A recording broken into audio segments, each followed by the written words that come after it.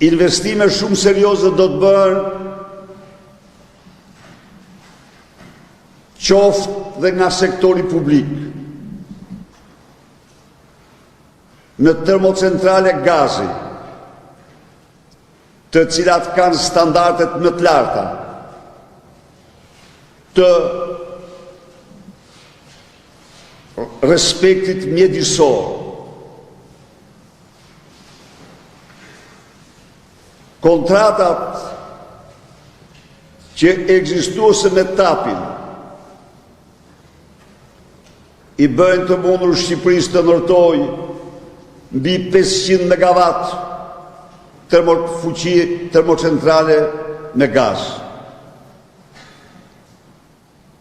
Energjia, si një nga shtyllat kryesore të programit tonë,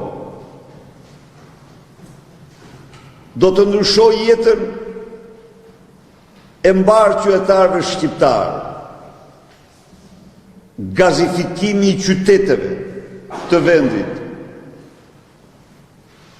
do të jetë nisma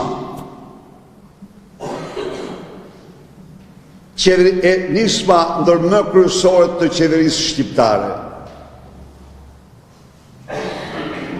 Buxhetet e ardhshme do i përkushtohen infrastrukturës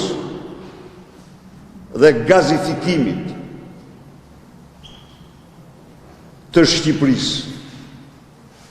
Është mëkat, është e pafalshme të kesh në territorin tënd në mbi 200 kilometra trajektore njëri nga gazsjellësit më të fuqishëm të kontinentit, të kesh qenë kontributor kryesor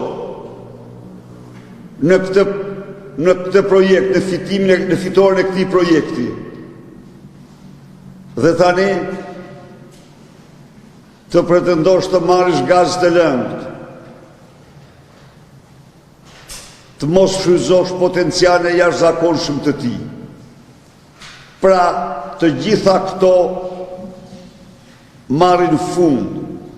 Shqipëria madhështore do të jetë Shqipëria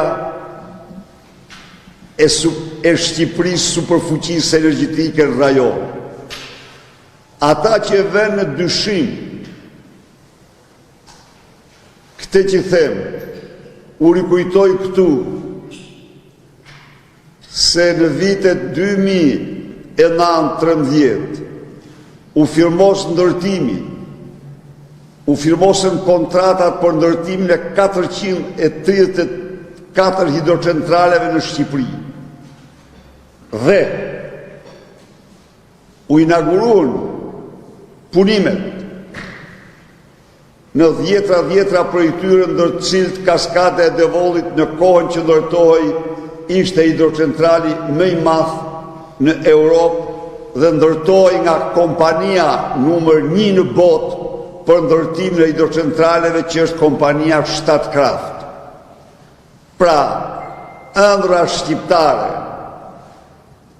në fushën e energjisë do të bëhet realitet. Pasuritë prallore, natyrore që shqiptarët kanë në këtë fushë do të kthehen në mirësi, do të kthehen në të ardhura, në të mira, në begati për qytetarët shqiptarë.